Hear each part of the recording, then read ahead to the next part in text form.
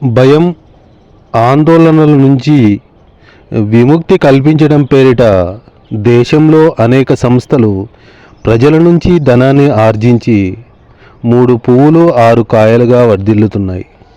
అయినా ఫలితం శూన్యం. మనం ఇంటిని దొంగల బారి నుంచి కాపాడుకోవడానికి ఖరీదైన ఎలక్ట్రిక్ పరికరాల్ని వాడుతున్నాం. మన రోగనిరోధక వ్యవస్థను బలోపేతం చేసుకునే దిశగా పదే పదే ఆసుపత్రుల చుట్టూ ప్రదక్షిణలు చేస్తున్నాం. ఇందులో భాగంగా వైద్యపరంగా ఆయా శాఖల్లో నిపుణులైన డాక్టర్ల సలహాలు, సూచనలు పాటిస్తూ అందుకు సంబంధించిన సెమినార్లకు తప్పనిసరిగా హాజరవుతున్నాం. భయం అనే ఒకే ఒక పదంతో జనం జీవచ్ఛవాలుగా మారే ప్రపంచంలో మనం బతుకుతున్నాం. అభద్రతాభావంతో బాధపడుతున్న వాళ్ళ గురించిన కథనాలు లేకుండా మనం దినపత్రికను చదవడం దుర్లభం. పిల్లలు చీకటికి జడిసి తల్లిదండ్రులను అంటిపెట్టుకొని ఉంటారు. ఉద్యోగాలు ఊడిపోతాయనో లేదా నేటి పోటీ ప్రపంచంలో నిలదొక్కుకోలేమనో మగవాళ్ళు తరచూ భయానికి లోనవుతుంటారు.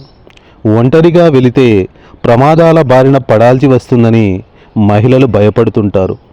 వృద్ధులు మృత్యు భయంతో కుంచుకుపోతుంటారు.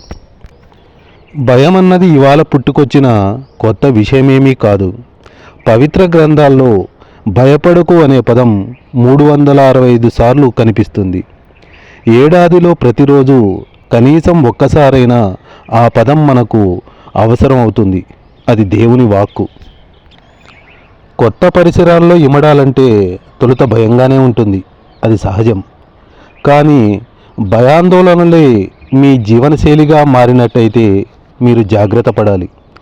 దీర్ఘకాలం భయం ఆందోళనలను పెంచి పోషిస్తే అది శరీరాన్ని అన్ని రకాల వ్యాధులకు వేదికగా మారుస్తుందని వైద్యపరంగా రుజువైంది. భయాందోళనల వల్ల శరీరంలో రసాయనిక సమతౌల్యం అనవసరంగా ఉత్తేజితమై అనేక శారీరక సమస్యలకు తలుపులు తెరుచుకుంటాయి.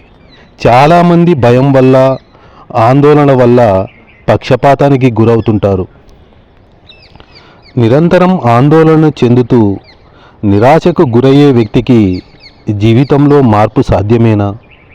మానసికంగా రకరకాల మహాభయాలకు గురవుతూ నిత్యం వణికిపోయే వ్యక్తి జీవితంలో ఎప్పుడైనా మనశ్శాంతిని, భద్రతను చవిచూస్తాడా?